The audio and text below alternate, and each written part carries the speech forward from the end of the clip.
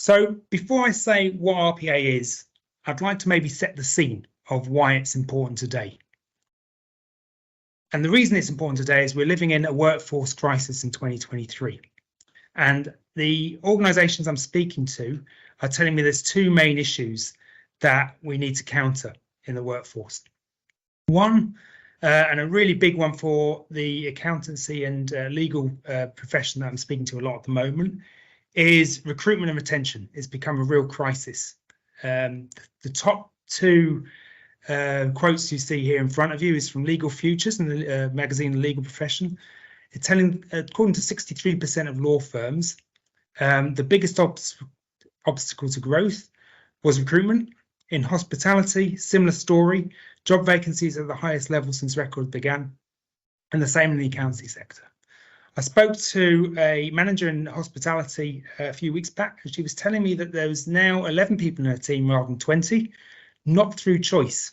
And it's putting real pressure on the customer interactions they can do and the level of care they can give their customers, and it's putting real stress on people within the organisation. So that's a real problem we've got today. The other main issue I am hearing a lot about is the issue of productivity in our workforce. So we've got a real problem at the moment where wages are increasing quite rapidly because of inflation, but productivity is stagnant. It's not moving at all. So that we're getting a growing gap between how much we're paying our staff and the productivity we're getting out of them. And that's causing a real problem in terms of what we can do with our people and the bang for the buck we get for the money we spend as businesses. So they're two major issues that I'm hearing a lot about. So for me, the big answer for this can be robotic process automation. So let's discuss exactly what RPA is.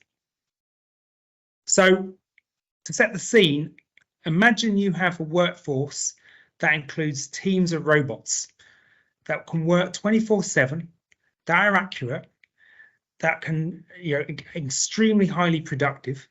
And what that gives you is happier employees. And the reason they're happier is all the boring, mundane swivel chair work that they used to do and they used to hate is now done by these robot teammates they've got.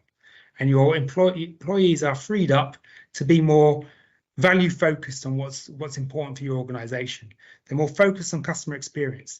And because you're always meeting your customer SLAs and you're better engaged with your customers, you have happier customers. RPA also gives you a real competitive advantage. What we're seeing in the accountancy sector at the moment, where where FD Intelligence has had a lot of focus over the last 2 years, is the accountancy firms that are engaged with us are really reducing their costs. And the way I see this going is you're either doing robotic process automation and reducing your costs, or you're in a bad position because your competitors are doing this far cheaper than you. So RPA for me is really the answer.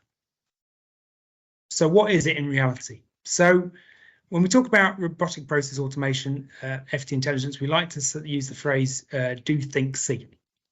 And do is the hands of the robot, if you like. So do is the traditional RPA, which is teaching a robot through a set of rules to take data from one system and put it in the other, and do all those repetitive, easy to do but boring processes. And in that little window there, if you squint and look closely, you'll see an RPA robot working an onboarding payroll process.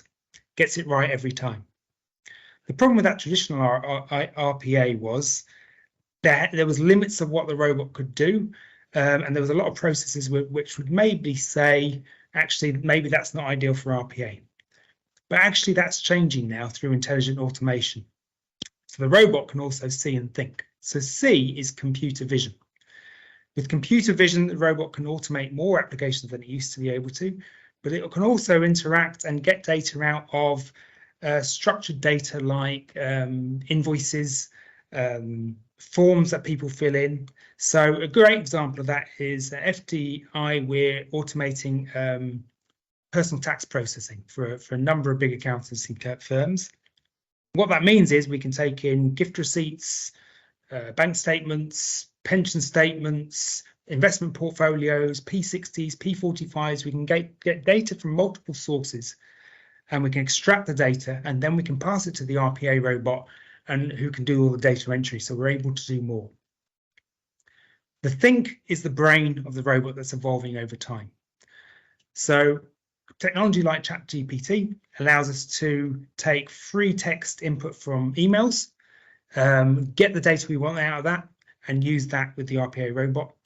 I know years ago a customer of mine used Google AI to be able to identify a passport in an onboarding process for customers and do some validation checks on that. So AI is helping us to do more as well. So these are the three main components, but there's another one that's very important as well when I talk about robotic process automation, and that is human in the loop. So human in the loop is the final important component, and it's because a robot is part of your team once you have an RPA robot. It's not a standalone thing. It needs humans to do so much. So what we are needed for are to come up with the ideas for the robots, and I'll speak about a great example of ideation in a moment. What will the robots do? Process improvement. So often a business process that you have at the moment might not be ideal for your software robots. You might need to standardize it, make sure everyone's working the process in the same way so that you can train the robot, or you might need to access your systems in a different way. There's handoffs that you can design in your solutions between where the robots and the humans truly collaborate. A great example of that might be an audit process where the robot does loads of collections of data from multiple systems, then passes it to the human who might make some decisions, who might then pass it back to a robot to complete the process. So that kind of collaboration is kind of key, and we're seeing that more and more in intelligent automation. Machine learning. We need humans to help train our robots. So that document understanding example I gave on the previous slide, where we're taking all these documents in, we need humans to help the robots improve and to be trained. So what will happen is, if taking data out of a P60, the robot can't understand a field or isn't 100% sure, it'll pass that to a human who will be able to validate that field, and then the process will continue, or the automation will continue, and the robot will learn from that correction. And finally, humans are needed for robot exceptions. So robots will never work 100% of cases all the time. If it gets confused because there's an unknown pop-up on a system or something it doesn't understand, it will park that case, after working what it can, and it will pass it on to a human to complete the work. So that human-robot collaboration, as though they're in part of the same team, is the final key part of what RPA is.